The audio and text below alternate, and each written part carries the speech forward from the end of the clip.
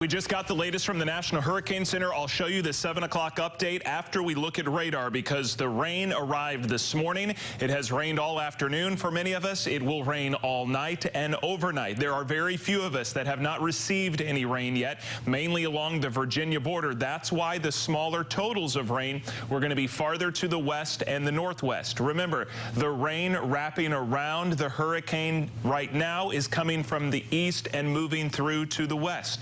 But as the eye of the storm moves adjacent to our coastline over the next several hours and into the overnight, the rain will start to come from different directions as the circulation moves up to the northeast. The problem tonight, heavy rain. Not all night heavy rain, but heavy rain, then moderate rain, then back to heavy rain with gusty winds. We're seeing some of that heavy rain from along the coast pushing in again to parts of Wayne, Wilson, and Johnston County.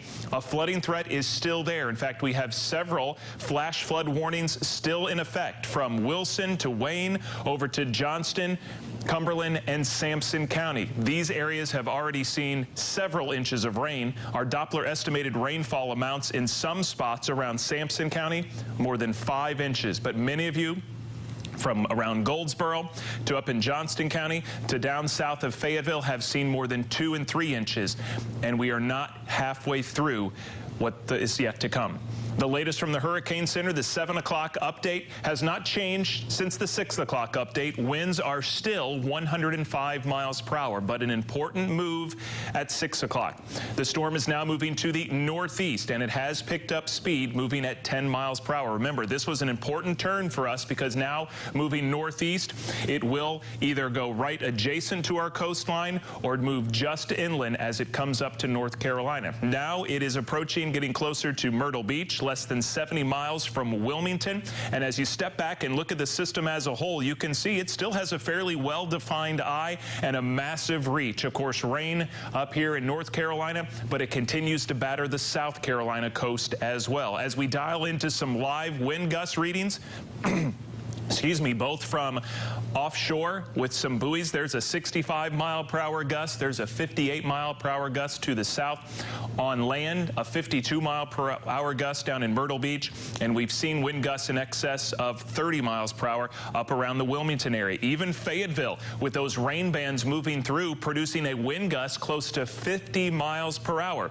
And when our wind gusts start to get that high with as much rain as we've seen in some spots, that's going to result in downed trees, and that's what will lead to power outages. Many concerns as we head into tonight. But the latest track from the National Hurricane Center will maintain a Category 2 hurricane either right on our coast or just off the coast as we head into the early morning hours of Friday, passing the Wilmington area and all the beaches there, moving toward the Outer Banks in the early morning hours of Friday, and then heading offshore Friday afternoon as conditions will improve rapidly across the entire area. More importantly, it'll continue to pick up speed between Friday at 2 a.m. and Friday at 2 p.m. It should be moving 16 miles an hour. That is a lot faster than Florence, if you remember, and it's a little bit faster than Matthew. And this speed will be key to us avoiding a disastrous flooding event. Now, there are several things we need to watch out for. The tornado watch technically has been dropped for our area, but it is still in effect for the coast, and it is still right next to our area. And much like if a neighborhood house catches on fire, it's in your neighborhood, and you're going to pay a lot of attention to it, even though it may not be your house.